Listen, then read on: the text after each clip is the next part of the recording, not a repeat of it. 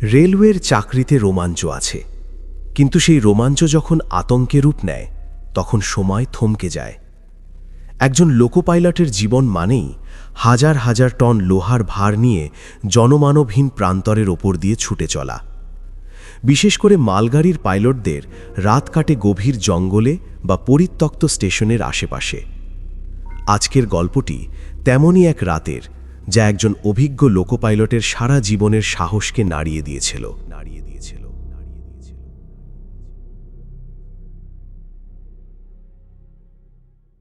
রাত তখন 2:30। কুয়াশায় ঢাকা ঝাড়খণ্ডের এক ঘন জঙ্গল চেরা রেললাইন দিয়ে এগিয়ে চলেছে মালগাড়িটি। লোকো পাইলট সুমিতবাবু আর তার সহকারী অনিমেষ কেবিনের ভেতরে বসে চা খাচ্ছিলেন।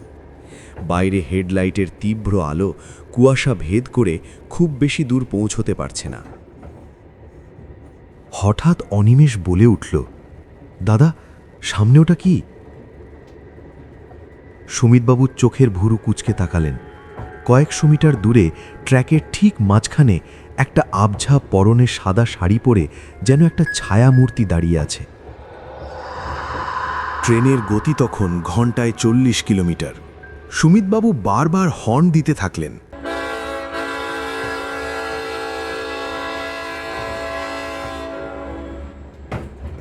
কিন্তু না, ছায়াটি তখনও পর্যন্ত একটুও নড়ছিল না। বাধ্য হয়ে তিনি শেষমেশ এমার্জেন্সি ব্রেক কষলেন। প্রবল ঘর্ষণে চাকা থেকে আগুনের ফুলকি ছুটে ট্রেনটি থেমে গেল ঠিক সেই ছায়াটির কয়েক হাত দূরেই।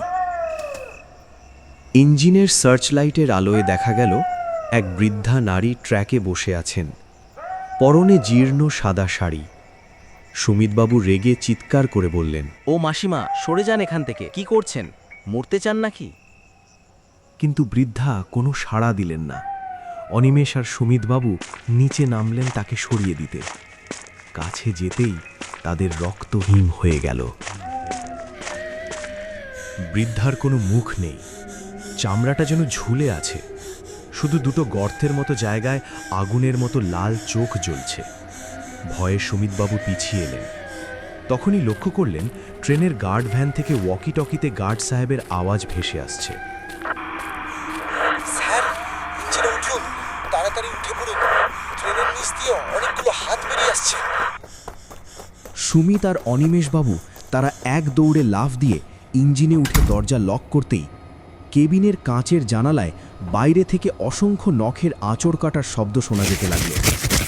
মনে হচ্ছিল কেউ ট্রেনটিকে টেনে ধরার চেষ্টা করছে। সুমিতবাবু কাঁপা কাঁপা হাতে থ্রটেল বাড়ালেন। ইঞ্জিন গোঙাতে গোঙাতে এগোতে শুরু করল। কিছু দূর যাওয়ার পর হঠাৎ একটা বিকট শব্দ হলো, আর ট্রেনটি হালকা হয়ে গেল।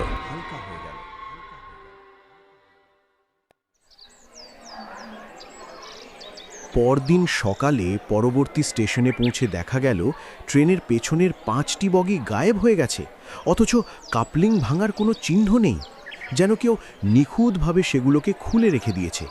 সেই ঘটনার পর সুমিতবাবু আর কোনো দিন রাতে ট্রেন চালাতে রাজি হননি। রেলওয়ের নথিতে একে যান্ত্রিক ত্রুটি বলা হলেও সুমিতবাবু আজও রাতে ঘুমানোর সময় সেই কাঁচের ওপর নখের আঁচড় আর সেই মুখহীন বৃদ্ধার কথা ভেবে শিউরে ওঠেন। মালগাড়ির সেই রাতটি তাকে শিখিয়ে দিয়েছিল যে পৃথিবীর নির্জন প্রান্তরে এমন কিছু শক্তি আছে যা বিজ্ঞানের ধরাছোঁয়ার বাইরে।